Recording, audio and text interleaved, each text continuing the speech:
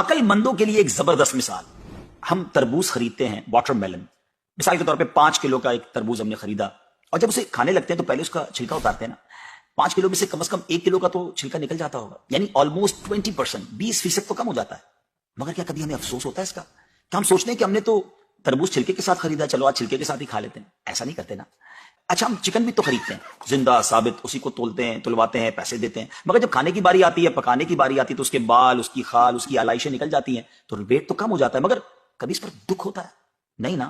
تو پھر 40,000 میں سے 1,000 دینے پر، 1,00,000 میں سے صرف 2,500 دینے پر ہمیں کیوں بہت تکلیف ہوتی ہے؟ حالانکہ یہ صرف 2.5% تو بنتا ہے، یعنی 100 روپے میں سے صرف 2.5 روپے. یہ تربوز، کیلے، آم اور مالٹے کے چھلکے اور گٹلی سے تو بہت کم ہے نا. اسی تو زکوٰۃ فرمایا گیا. ہاں، ایک اور بات، سال میں ایک ہی بار دینا ہوتا ہے. مالٹے کا، تربوز کا تو ہر بار چھلکا اتارنا ہوتا ہے نا.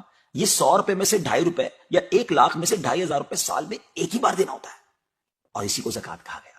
کیا برکت والا کام ہے یہ. مال بھی پاک، ایمان بھی پاک، دل اور جسم بھی پاک، اور معاشرہ بھی خوشحال. اتنی معمولی رقم، یعنی 40 روپے میں سے صرف 1 روپے، اور فائدے کتنے زیادہ، اجر کتنا زیادہ، برکت کتنی زیادہ. تو اب اپنی زکوٰۃ ہم نے پوری دینی ہے.